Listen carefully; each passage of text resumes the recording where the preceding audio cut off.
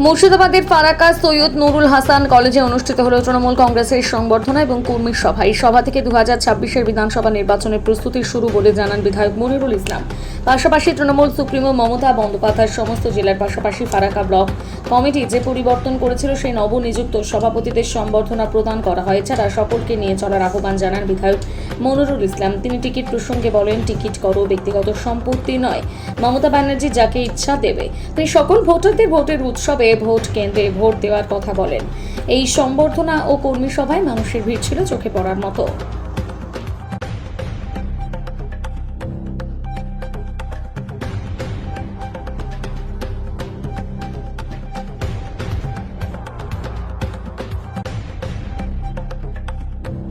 কাউকে একবেলা যদি না খাওয়াতে পারি তাহলে কারোর কাছ থেকে নিবালা ছিনে নিই।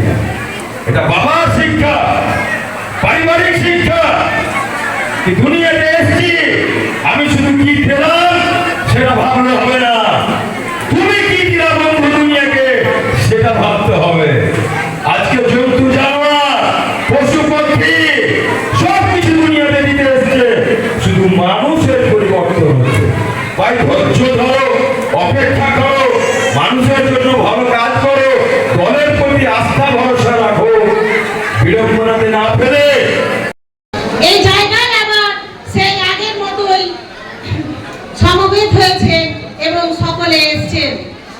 আপনারা জানেন যে আমাদের যে বিধায়ক আমাদের এই যে রাজনৈতিক একটা করে যে পাঠ, একটা যে যুগ, যেমন আমি এই রাজনৈতিক 2021 সালের পরে এটাকে আমি একটা স্বর্ণযুগ বলতে পারি ফারাক্কার মানুষের কাছে। আমরা সেই মানুষটাকে উপহার দিয়েছিলাম। আমরা জানি আমাদের যে মন বানিয়ে নিয়েছে এরকম দ্বিধা নাই। আর ফারাক্কাতে যদি কাজ হয়নি লোকেরা বলছে, সেই লোকগুলোকে বলতে চাই তুমি মোদির চশমা খুলে তুমি দেখো 2021 সালের পরে কত বড় বড় রাস্তা, পানীয় জল, স্বাস্থ্য শিক্ষা বলতে বাহাদুরপুরে যাবে ছাত্রীবাস হয়েছে, ম্যারেজ হল হয়েছে, এশিয়ানের মাধ্যমে ক্লাস 4 স্কুলগুলো ফাইল করে দেওয়া হয়েছে। এমন কোন রাস্তা থাকবে না কি কাঁচা থাকবে। সবগুলো যেগুলো 2021 সালে আপনাদের সামনে আমি প্রবেশ করেছিলাম সেগুলো ইনশাআল্লাহ যদি আপনাদের দোয়া আশীর্বাদ থাকে সবগুলোই পূরণ হবে। সবগুলো হবে ইন্ডিভিজুয়াল আন্ডারপাস হবে, বিসিসিরা কাটার হবে, জানিমোড় থেকে পল্টনপুর যে রাস্তা হবে, আর বিসিসিরা থেকে কারাপুর রাস্তাও হবে। পানীয় জলের কাজ হয়তো শুরু চলছে, পুজোর পরে সেটা রান্নাও চলবে। যাই হোক, অনেকক্ষণ আপনারা আছেন, সময় পেলে আরো বলবো। গালাগালি করে, ব্লক সভাপতিকে গালাগালি করে, এমএলএকে গালাগালি করে, মমতা ব্যানার্জিকে যদি গালাগালি করে এবং অভিষেক ব্যানার্জিকে গালাগালি করে, তাহলে আমাদের এখানে কাউন্টার করতে হবে। সেটা আমরা শৃঙ্খলার কটাকটি করবো। সবাই মুখ খুলবেন না, আমরা 5-7 জন একজন লোক করবো, পার্টির উপরে আক্রমণ হলে ওই লোকগুলো পাল্টানি কখনই করবে। কি জবাব দিতে হবে? কোন লোক বলছে সাবসারগঞ্জ থেকে, কে বলছে পশ্চিমনগর থেকে, এই সবগুলো বিভ্রান্তি আপনারা চলবেন না। কারণ পাগলে কি না বলে, ছাগলে কি না খায়, এরকম একটা ব্যাপার আছে। তাই সকলকে বলবো একবার উঠে আমার বক্তব্য আমি এখানে শেষ করবো। অনেক করে যে আমরা মানুষরা এখানে থাকি, আমার দলটা দেখবে আব্দুল সালাম, অরুণময় দাস, স্বপ্ন এবং আছি, আমি উন্নয়নটা বুঝিয়ে দেবো। যেখানে বলবো আমাদের সভাপতি সাহেব প্রতিমানে যাওয়াতে যাবে, কিন্তু সংগঠন কি জিনিস আব্দুল সালাম সাহেব বুঝিয়ে দেবে, আর উন্নয়নটা আমার কাছে বুঝিয়ে দেবে। একটি কথা বলে আমার এখানে বক্তব্য শেষ করছি। স্লোগান করবো, এখান থেকে চলে যাবে এবং প্রচেষ্টায় তারই অনুপ্রেরণায় আজকে এই আমাদের সম্বর্ধনা অনুষ্ঠান হচ্ছে। বস্তুতপক্ষে অরুণ এই মিটিংগুলো সঞ্চালনার কাজ করে। সভাপতিকে সম্বোধনা জানাচ্ছেন বিধায়ক মনিরুল ইসলাম। প্রধান হচ্ছে ব্লক সভাপতি আব্দুল সালামকে সম্বোধনা জানাচ্ছেন মনিরুল ইসলাম। ব্লক সভাপতি আব্দুল সালামকে সম্বোধনীয় টাওয়েল বেলদারি যে হাততালি দেন, কেউ হাত বন্ধ হবে নাকি? দেখতে পাচ্ছেন না লোকে? একটু ভিক্টোরিয়ান কাউসার আলীকে উত্তরীয় টাওয়েল, হুলিয়ান নূর মোহাম্মদ কলেজের অধ্যাপক ব্যাগ এবং উত্তরীয় পরিয়ে সম্বর্ধনা জানানো হচ্ছে।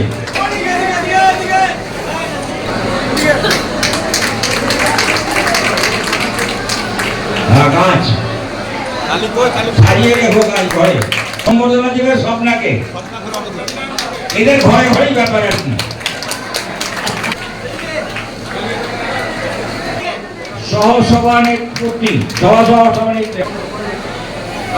সভাপতিকে সম্বোধনা জানাচ্ছে ব্লকের মহিলা সভানেত্রী স্বপ্না খাতুন, সহ সভানেত্রী আঞ্জুমারাকে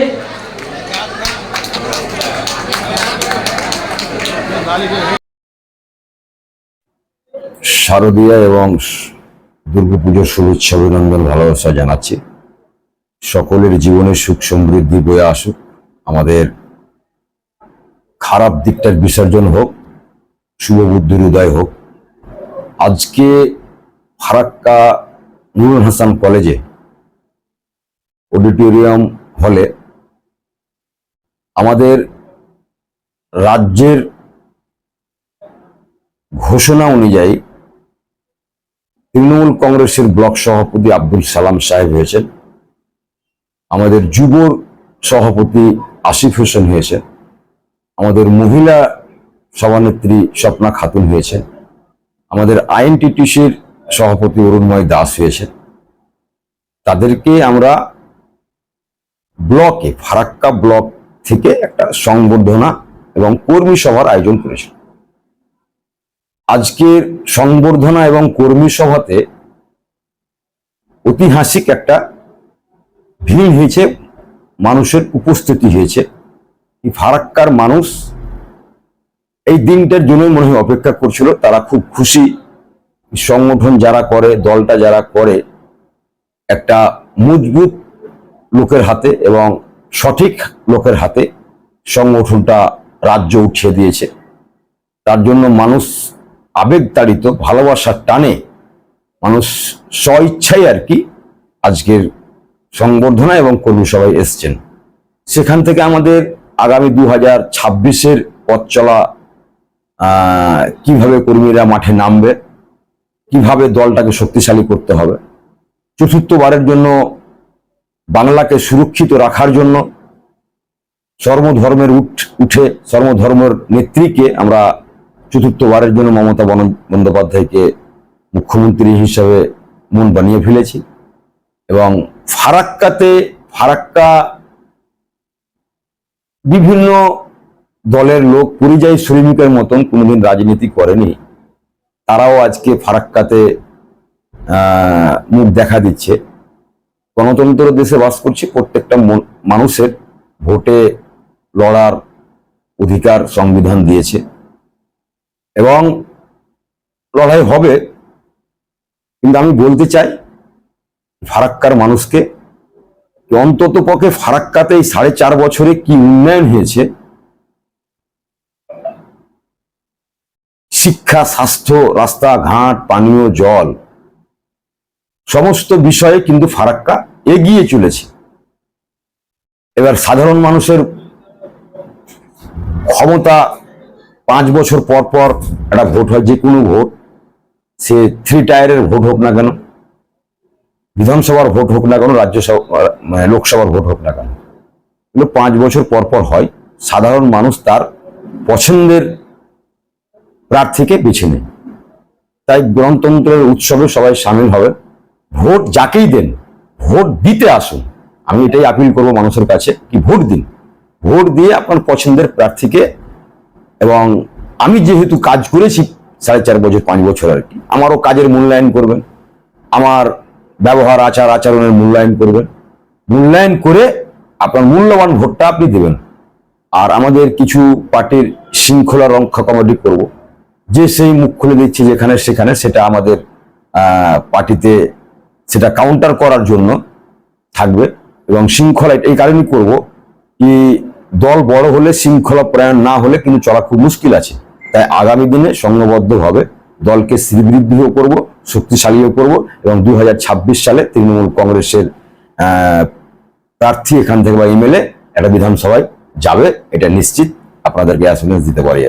আজকে জেলা সভাপতিকে দেখা গেল, আজকে আপনার জেলা সভাপতিকে আমরা আমন্ত্রণ করেছিলাম এই মিটিংয়ে। ওনার শারীরিক অবস্থা একটু খারাপ আছে, ফোন করেছিলেন ওর পিএ, এই কোমরে একটা ব্যথা, তার জন্য উনি আসতে পারছেন না। যাই হোক, উনিও যেন সুস্থ হয়ে আসে আর কি, এটাই ব্যাপার আছে। এই